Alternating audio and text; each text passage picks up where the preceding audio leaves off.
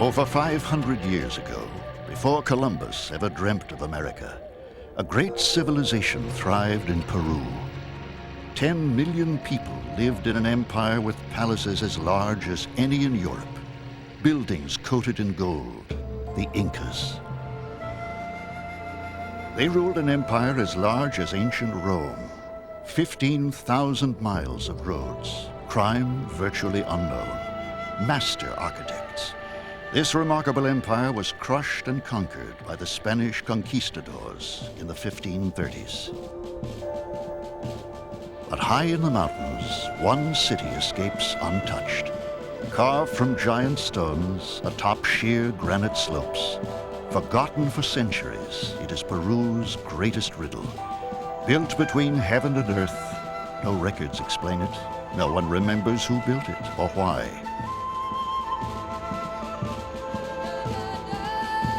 A city in the clouds, Machu Picchu. The man who will find it feels lost. He comes to Peru hoping for a discovery that will make him famous.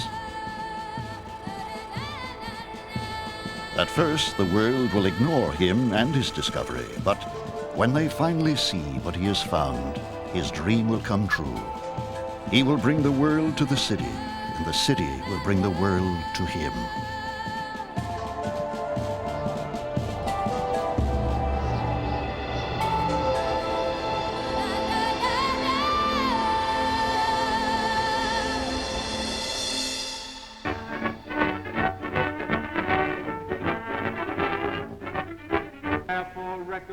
In the final years of the 1920s, this man is one of America's most famous politicians, Hiram Bingham III. A senator from Connecticut, he is tall, handsome, and has made a name for himself as an author, professor, pilot, and now as a politician. The auto gyro is away for the golf links. It's an easy step to the links by auto gyro. His upper-class bearing earns him as many enemies as friends. He is a man of contrasts and enormous ambition. It is good for the government, it is good for the country, and it is good for all of us to enjoy a good glass of beer. But none of this would have been possible had it not been for the greatest adventure of his life, 20 years before.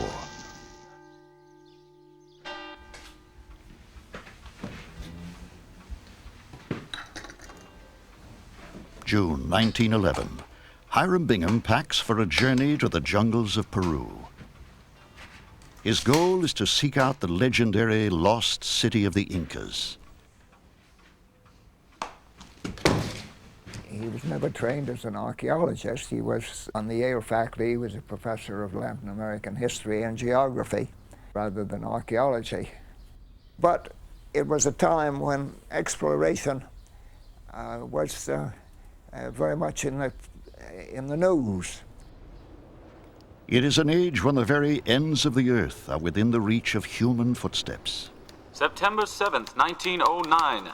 Commander Robert E. Peary has discovered the North Pole. From all over the world comes full acknowledgement of Peary's feat and congratulations on his success. A time when the thrill of exploration fascinates everyone, from the pauper in the street to presidents like Teddy Roosevelt. When a great discovery can make a man more famous than a movie star.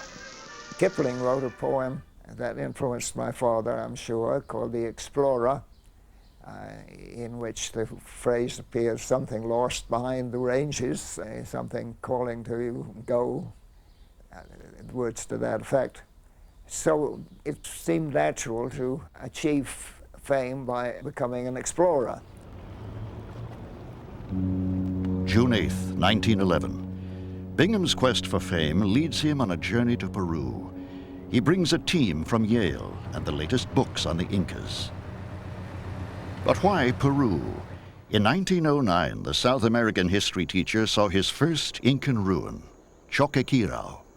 Some said it was the lost city, but Bingham has his doubts. The lost city is still out there, and a seed is sown in Bingham's soul. Bingham's family is no stranger to adventure. In the 1820s, his grandfather left New England to become Hawaii's first missionary. In my book, Portrait of an Explorer, I had to go back to his early history for some of the motivations. It was clear that having been brought up so strictly by a missionary family that considered his grandfather, the first Hiram Bingham, to have been a great man, he wanted to be a great man too. And there is another reason. In 1900, Bingham marries Elfrida Mitchell, heiress to the Tiffany fortune. Overnight, he joins the American aristocracy. As he once told me, he didn't want to be known simply as the man who married a Tiffany heiress. He wanted to make a name for himself on his own to justify his marriage to a wealthy woman.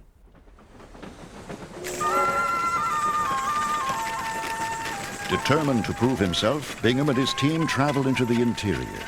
For 4 days, they battle with altitude sickness as they climb 11,000 feet into the Peruvian highlands, past a timeless landscape.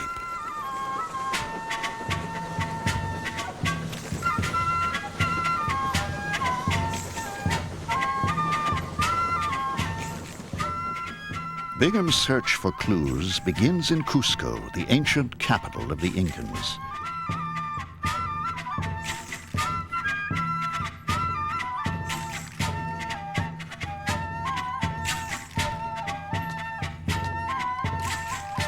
The streets are living history for Bingham. This was home to the Incan king and 40,000 subjects. Bingham sees hints of their glory everywhere. 20,000 men labored 3 decades to construct the fortress of Sacsayhuaman. He finds temple walls once sheeted in gold to reflect the rays of their god, the sun.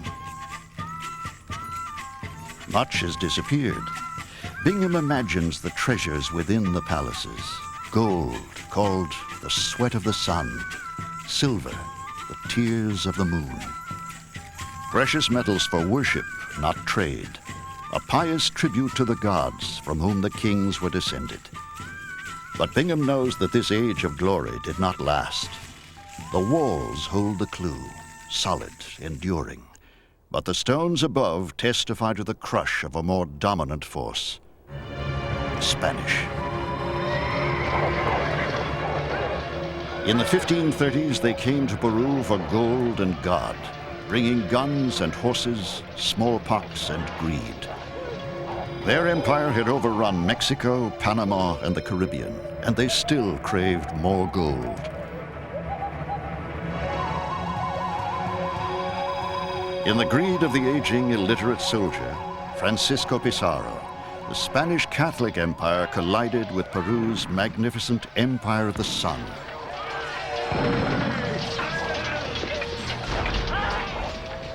The conquest was short and brutal. In 1533, Pizarro and his men descended on the golden streets of Cusco. Within 2 years, the city had been ransacked, stripped of gold, melted down to ingots to satisfy their greed. 3 years later, the Incan king struck back. Thousands of Incans descended on the city. Hand-to-hand combat raged in the streets. Fires were set to burn the conquistadors from hiding. Hopelessly outnumbered, the remaining few dozen conquistadors withdrew to a key fortress and shut themselves in. 11 months passed. Eventually, the Incan forces dispersed, returning to their fields. The Spanish held out. Reinforcements arrived. The Incan king had lost. Exile meant building a new capital in the forsaken jungle, where the conquistadors couldn't penetrate. But where? In the ancient volumes of the libraries, Bingham reads the few accounts of their retreat. Within the chronicles of a few religious men and Spanish soldiers are found the only sketchy clues to the lost city. Details of architecture, estimated days of travel. He copies the words for his reference in the field. From these, he will take his best guess and begin his jungle search.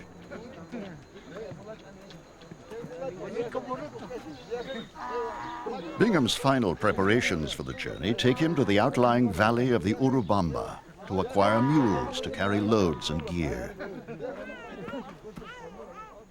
Peru has changed greatly in 400 years, yet the ancient culture is still reflected in daily lives of the Peruvian people. In their language, Quechua, which the Inca imposed on the conquered people to unify the empire. In their customs and traditions, weaving and textiles, which were traded as a form of currency, and the pure-blooded faces of the people themselves. Even in 1911, no day is begun, no voyage undertaken, no harvest complete without the permission of the gods.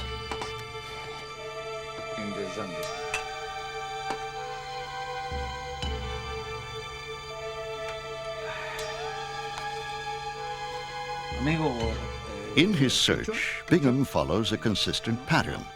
He seeks out locals, anyone with information, even rumors, then follows up and pays for any good advice. Ironically, his best clue comes not from a book, but a drunken government official named Quevedo. He mentions a name Bingham has never read in any chronicle. Machu Pichu.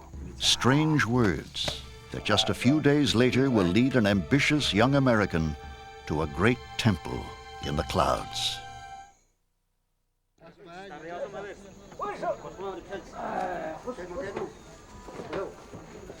By July 19th, Bingham is ready to head out. He will leave Cusco and head north along river valleys with only sketchy maps and fragmented descriptions from the Spanish chronicles to guide him. But he cannot succeed alone. A military escort is assigned by the local prefect, a Sergeant Carrasco, who is charged with accompanying him everywhere and to serve as a translator of the Quechua language. Also with him will be fellow Yale man Dr. Harry Foote, the expedition's naturalist and collector of insects and specimens from this little-known part of the world. Bingham writes to his wife, My dearly beloved, nearly all the last things have been done. It remains to pack my trunk, which stays here, get some sleep, pack my duffel, and then start for the interior. The valley of the Urubamba is enchantingly beautiful, still terraced in the Incan style. This is one of the loveliest valleys in Peru. It was a favorite resort of the Incas. I do want you to see this. It is worth it at all costs. The mountains are indescribably grand when one can see 10,000 feet of them. As he wrote in the letter that I found in the papers to his father at the time of his starting on his first expedition, that he felt the blood of his ancestors stirring in his veins, and that he felt was part of his genetic inheritance to want to travel and explore. There is a new government road which Bingham follows into a region visited only by local Indians since Incan times. Somewhere, lost behind these ranges, are Incan cities that fit the descriptions in the ancient library chronicles. The chronicles say the city will be called Vitcos, not Machu Picchu. It will have a palace with an extensive view, marble doorways, a great rock shrine, and a mention of another name, Vilcabamba. What Bingham cannot know is that there is more than one lost city, and it will be his destiny to find them.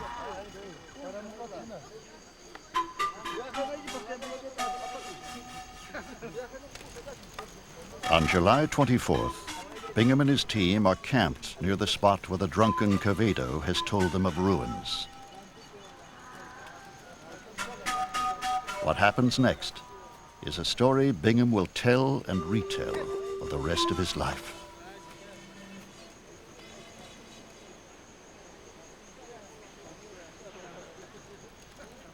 On the 6th day out from Cuzco, we arrived at a little plantation called Mandor Pampa.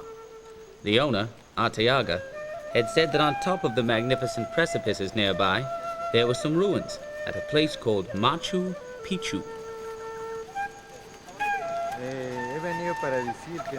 I offered to pay him well if he would show me the ruins. He demurred and said it was too much of a climb for such a wet day.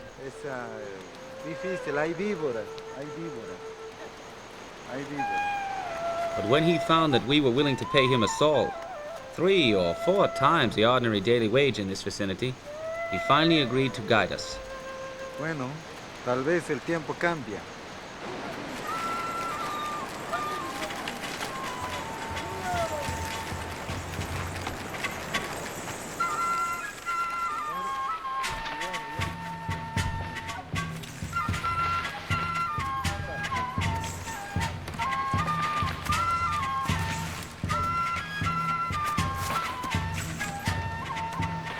Leaving the stream, we now struggled up the bank through the dense jungle, and in a few minutes reached the bottom of a very precipitous slope.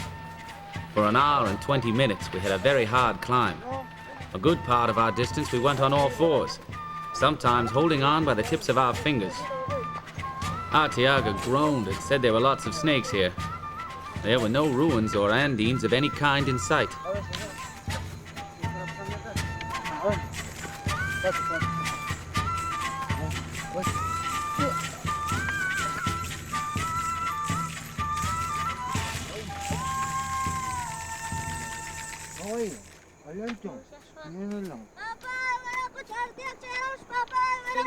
Shortly after noon, just as we were completely exhausted, we reached a little grass-covered hut 2,000 feet above the river, where several good-natured Indians, pleasantly surprised at our unexpected arrival, welcomed us with dripping gourds full of cool, delicious water. Then they set before us a few cooked sweet potatoes. Valentincha.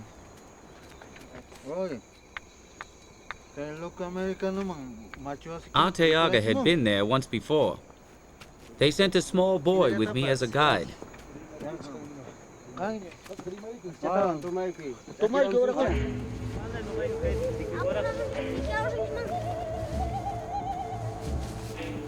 Hardly had we left the hut and rounded the promontory, than we were confronted by an unexpected sight.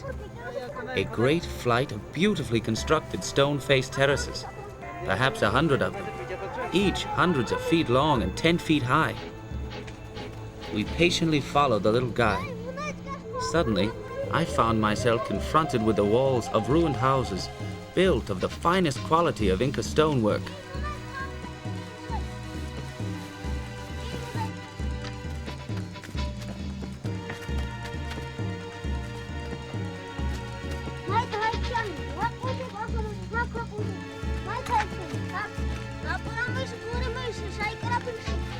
The little boy urged us to climb up a steep hill over what seemed to be a flight of stone steps.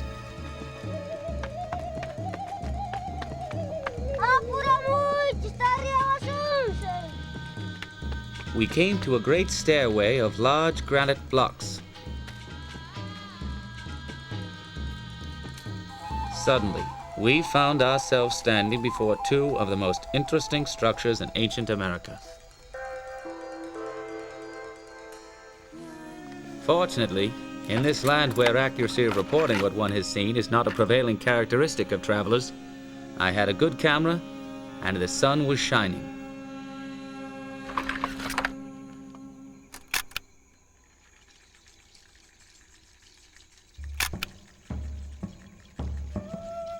Bingham discovers whole building complexes, masked by centuries of tangled undergrowth.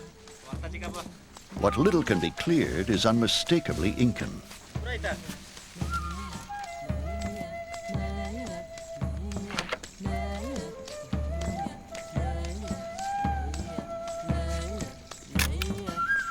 The Intihuatana, used by priests to observe the heavens. perfectly aligned to observe the summer solstice.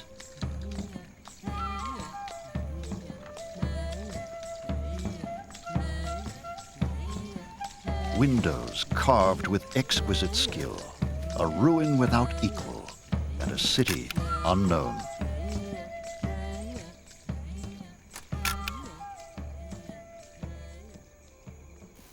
Machu Picchu, a mysterious name that Bingham has never seen in any chronicle, a riddle bequeathed by the Incan gods.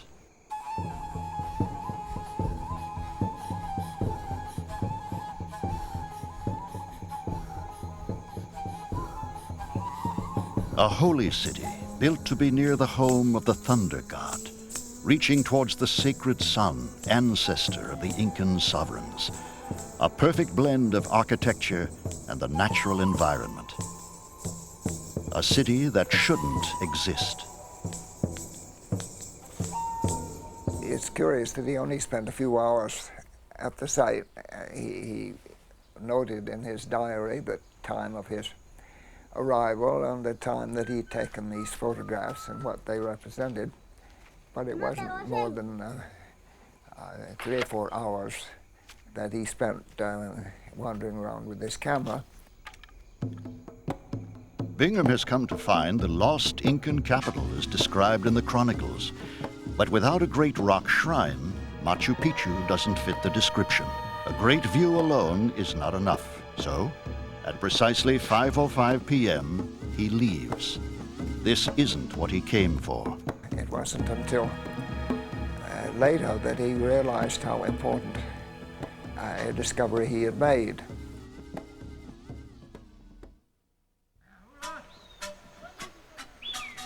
On July 25th, 1911, Hiram Bingham, looking for the lost Incan city, moves deeper into the uncharted valley of the Urubamba, confused and puzzled by the spectacular ruins he has just discovered at Machu Picchu.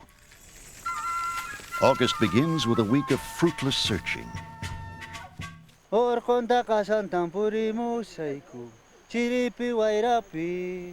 3rd, 1911. My dearly beloved, at last we're at Santa Ana, staying at the fine sugar estate of Senor Pedro Duque. Now, Bingham is starting to convince himself that maybe Machu Picchu was what he was looking for. Yesterday, after a long conference with Senor Duque, I came to the conclusion that my new ruins, the find ones at Machu Picchu, must be those referred to in the chronicles by the name of Vitkos. Local Indians tell Bingham of extensive ruins deep in a valley called Vilcabamba.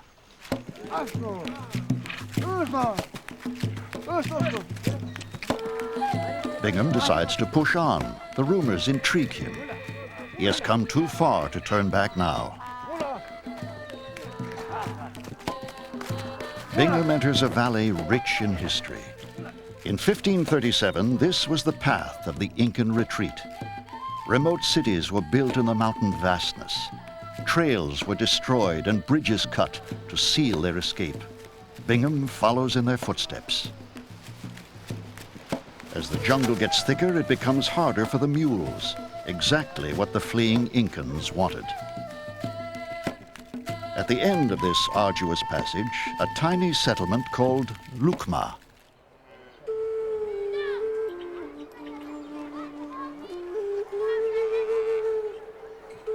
August 7th, 1911. My dearly beloved, this locality is reputed hereabouts to have a lot of ruins, just as I hoped it would. No one has been up here.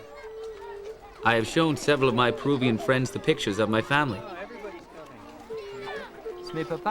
They always admire them all tremendously.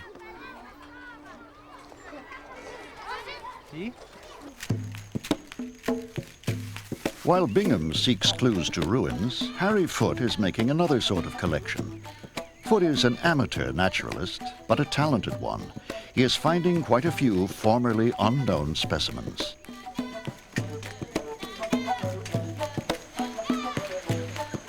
The villagers of Lucma tell Bingham of nearby ruins with a great granite shrine, just as the chronicles predict. With an Indian guide and the local lieutenant governor, he heads for the site.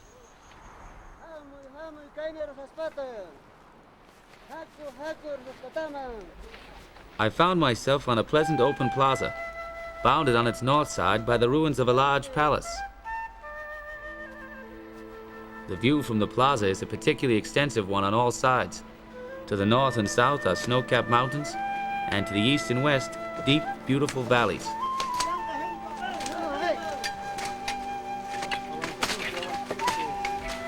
A palace on a hill with an extensive view. So far, so good.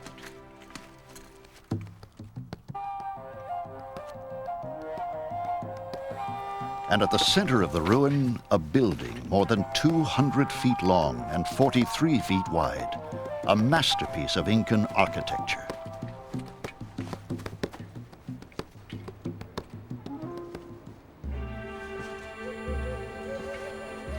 The treasure is gone, but the craftsmanship endures. Doorways of solid granite, 6 to 8 feet thick, quarried, shaped, and moved up the slopes by hand. Enough remains of this building to give a good idea of its former grandeur. It was indeed a residence fit for a royal Inca, an exile from Cuzco. Is this Vitcos? There is only one way to be sure. Find the great rock shrine.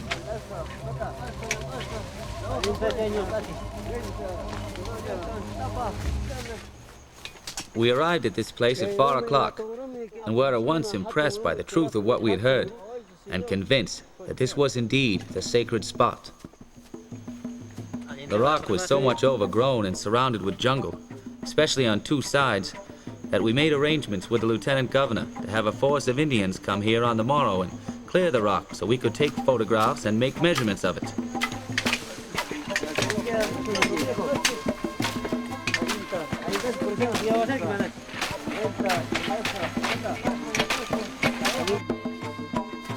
Ok, señores, por favor, arriba.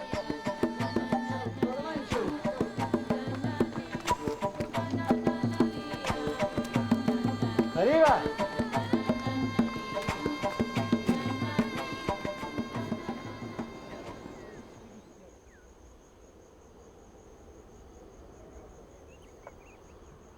Bingham is convinced. This is the holy shrine of Vitcos. To the Spanish, a nest of pagan demons. But for the Incans, this was a sacred shrine, abode of the gods, bursting with power. A place to make sacrifices, to ask for help with crops, to foretell the future, to beg for protection. The rock is final proof that Bingham has found Vitcos, the ancient capital. But is it the last Incan city? There is the second name mentioned in the chronicles, Vilcabamba. There could be another palace still hidden. Bingham carries on, reliving the final chapters of the Incan Empire. The Spanish had crushed almost all resistance, torturing, raping, forcing thousands into the mines. Only one holdout remained, the Incan king in his jungle court. In 1572, the Spanish ruler in Peru decreed the Incan king must die. They found he had escaped from Vitcos, but the Spanish resolve was fierce, and Bingham is just as determined. An Indian gives Bingham information. There are some ruins, sometimes called Vilcabamba the Old, a few days away through dense, steep jungle. This is hay ruinas. Sí, gracias. But Bingham also receives a warning.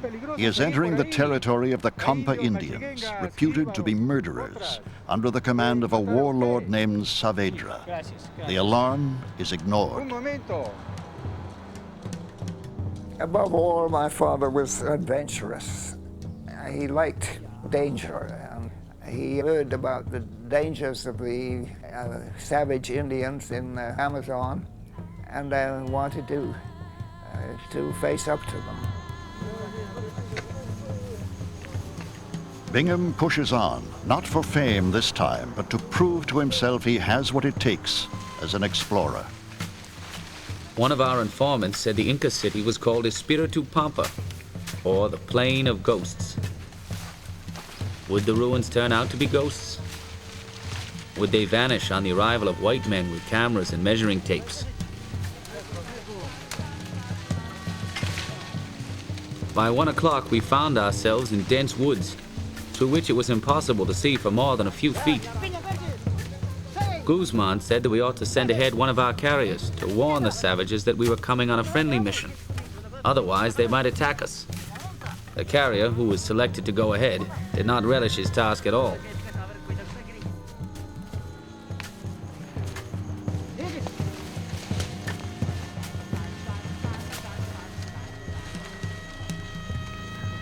It was a rather exciting half hour while we waited, wondering what the attitude the savages would take towards us, trying to picture to ourselves the potentate Saavedra, who had been painted as sitting in the midst of savage luxury, surrounded by 50 servants.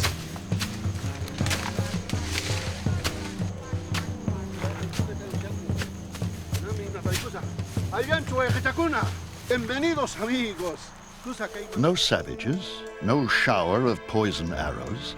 Saavedra's jungle kingdom turns out to be nothing more than a modest family plantation, carved out of the thick jungle. An agreeable man, Saavedra leads Bingham to the ruins. This is a place that has been rarely disturbed over 400 years. Here in dense wet woods, we found the remains of 15 or 20 small rectangular buildings. The characteristic architecture of the principal group of ruins would have no doubt in our minds that these buildings had been constructed by the Incas.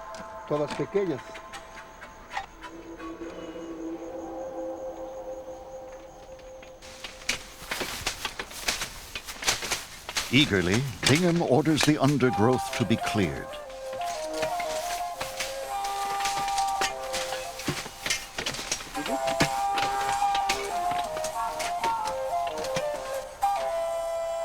What emerges is the remains of a small Incan settlement, houses, sewers, and at least one large building. But what Bingham cannot see is that the jungle is hiding hundreds of buildings. This city once contained great cedar doorways, racetracks for horses, walls with painted murals, a home for thousands of Incans.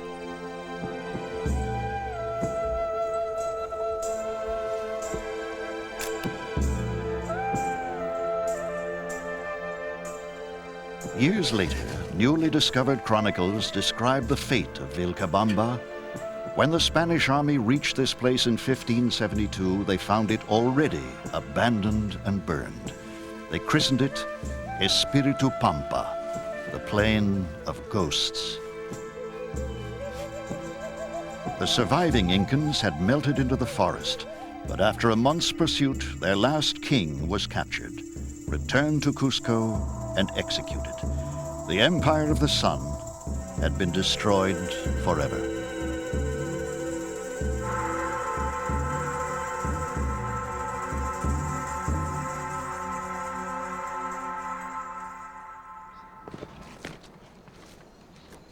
Bingham leaves the jungle happy.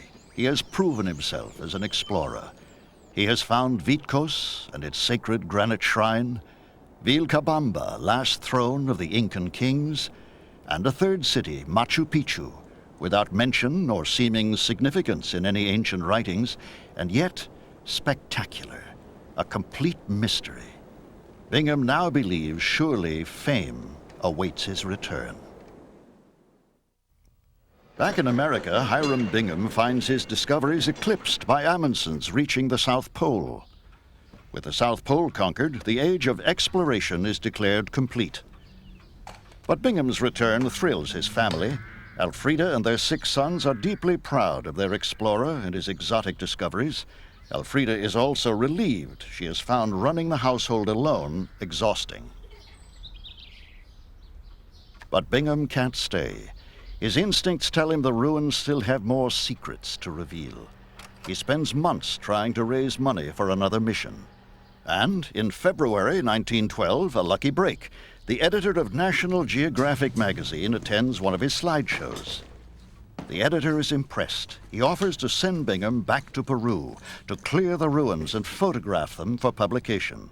For Hiram Bingham, celebrity is just an expedition away.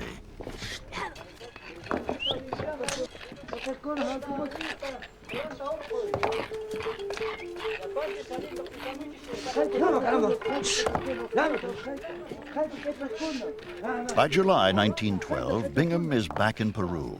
He seeks to solve the riddle of Machu Picchu. Who built it and why?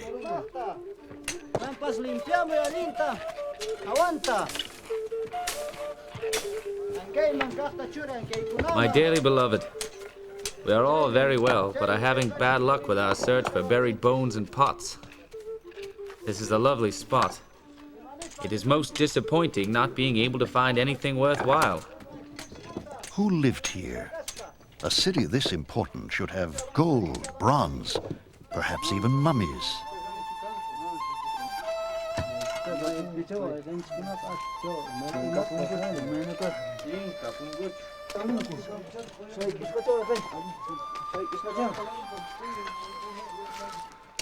We finally offered a prize of 1 sol to any workman who could report the whereabouts of a cave containing a skull and who would leave the cave exactly as he found it.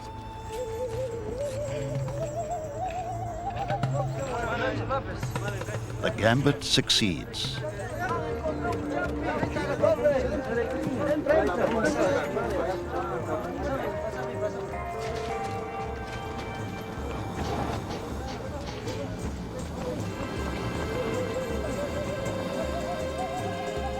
At last, Machu Picchu is beginning to give up its secrets.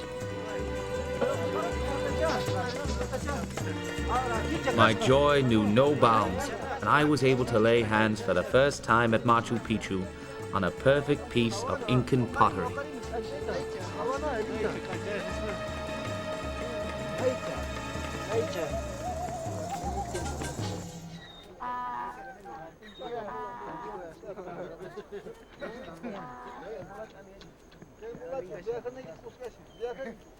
Bingham immerses himself in the Incan realm. Water jugs and drinking ladles, reflections of ancient fetishes and dreams. A lucky hunchback, a puma, a croaking frog, charms and implements left with the dead for use in the next world, a world so close Incans saw ghosts often, and mysteries that the deeply spiritual Incans sensed all around them. 3 months of clearing reveal a wonder.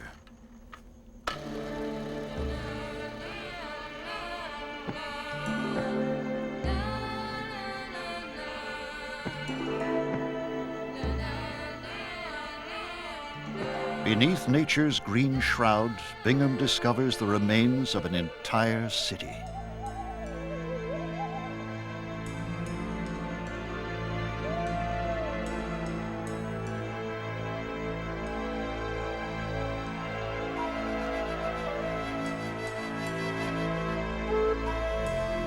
Bingham is amazed by what he sees.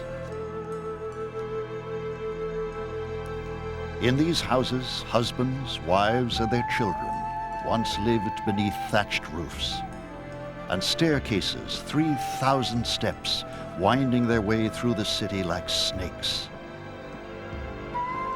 Over 100 terraces carved into the mountainside, fields of potatoes and maize.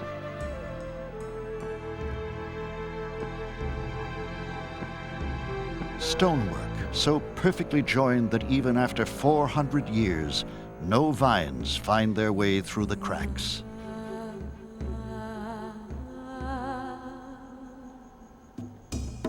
"250 buildings, fountains, bathhouses, even a prison. 1,000 people lived here, but what is this place?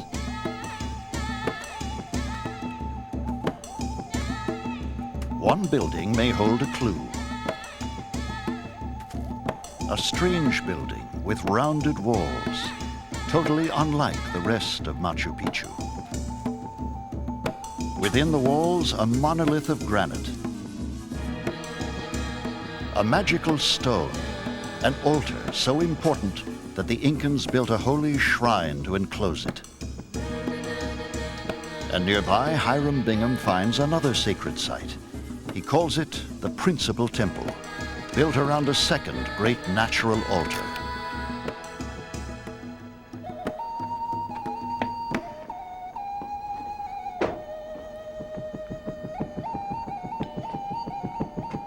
All right. All right, take it close.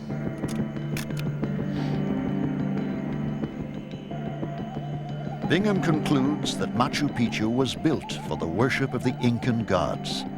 Unknown to the Spanish conquerors, untouched for 400 years, it is an unbroken window into the Incan spiritual world. Architecture of sublime perfection. Stonework so precise only one person would have been worth the effort. An Incan king. Bingham christens this compound the King's Group, a palace for the Son of Gods, surrounded by a legion of priests and servants who attended his royal majesty. A king dressed in cloaks of the finest fabrics, some even made of bat skin. But there was one place where even the king was humbled. The Intihuatana, compass, observatory, and shrine. One of the few in all Peru not smashed by the conquering Catholic Spaniards.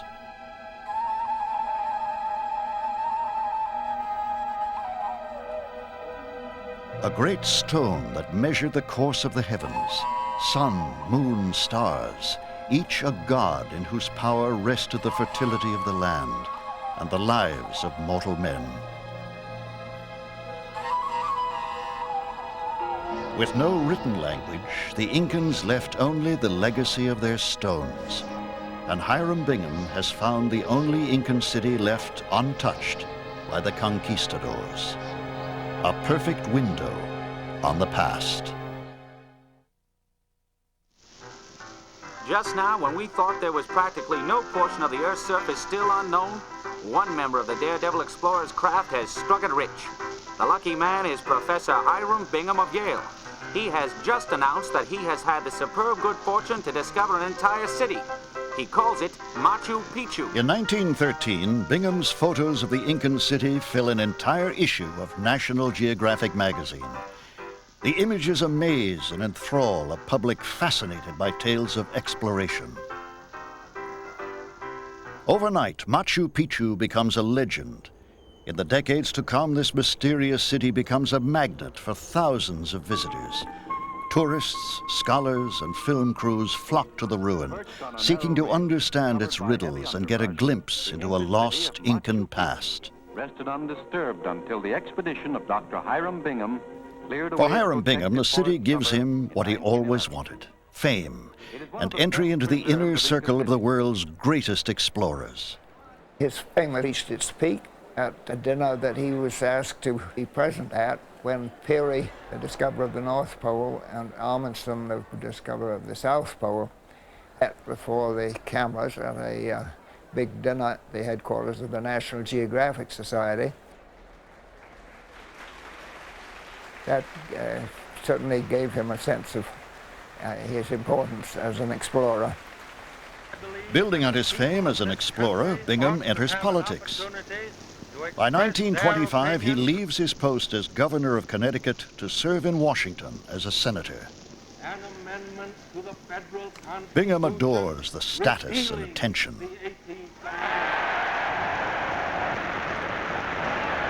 He becomes one of the country's most visible politicians, never forgetting his love of adventure or the power of pictures to promote himself and his causes.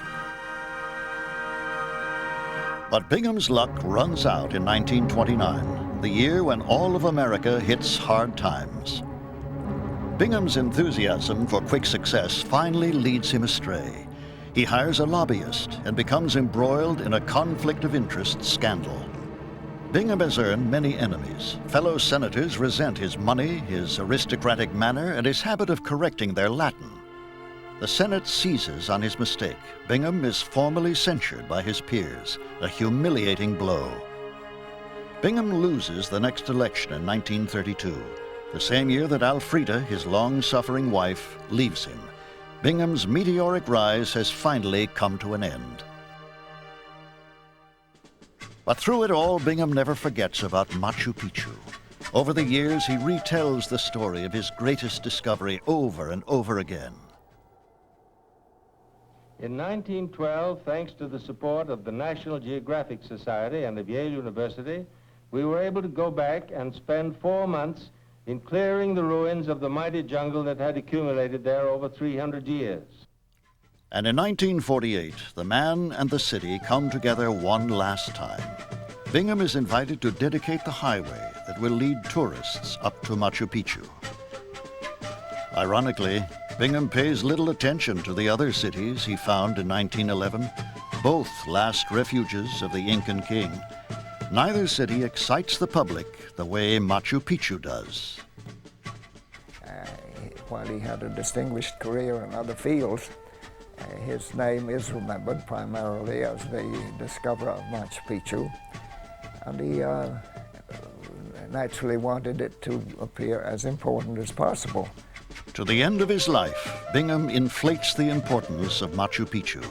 He declares it to be both the birthplace of the Incan Empire and its final refuge. Bingham dies in 1956, never learning the answer to the greatest puzzle of all. Who built this lost city and why?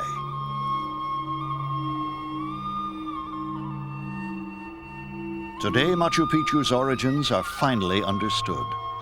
It was not the citadel of the first Incan king or the last. It was the private sanctuary of the greatest king of all. Pachacuti. In the 1400s, he conquered all of Peru for Cusco. He ordered the construction of the greatest fortresses in the empire, armies of workers cutting and hauling thousands of stones in a country without the help of the wheel, horses, or even oxen. All done for Pachacuti.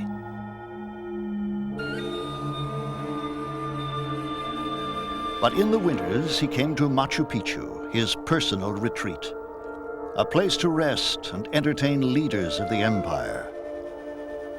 But Bingham found no trace of the king, no gold or silver. Instead, the pots and bones in the caves belonged to the king's servants, the men and women who built the city. Pachacuti died in 1470. His body returned to Cusco. But Machu Picchu remained his, even in death. Only his servants were allowed to stay, living out the rest of their days in obscurity. Ironically, the city that was once home to the greatest Inca of all was in time forgotten, even by the Incans themselves. While war raged below with the Spanish, the city on the mountaintop remained untouched, unknown. It remained unchanged until 1911, when one man, dreaming of glory, stumbled upon this Incan wonder. A place where time seems to stand still, as though the Incans never left.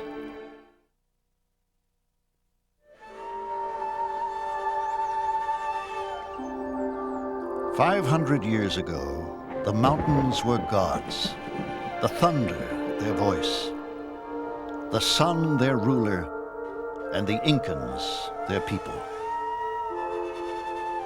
In the 1400s, this great Renaissance produced magnificent monuments. Golden art created. An empire flourished. Halfway around the world, at exactly the same time, another empire was growing, Spain. Cities of just 50,000 people, a poor country with great ambitions and little tolerance for those who did not worship their God. Their churches strained to reach the sky, leaving the world and nature far behind. Inside, believers were given glimpses of God and the afterlife to come. In 1532, this empire of God collided with the Incan Empire in Peru. Appalled by sacrifice, but amazed by gold, the Spanish took over, leaving ruins in their wake. But one Incan temple survived the conquest. A sacred city built to be near the gods. Rocks carved to join with nature, not to transcend it. The only unmolested ruin in all of Peru, Machu Pichu. A silent reminder of a lost world and the price paid when empires collide.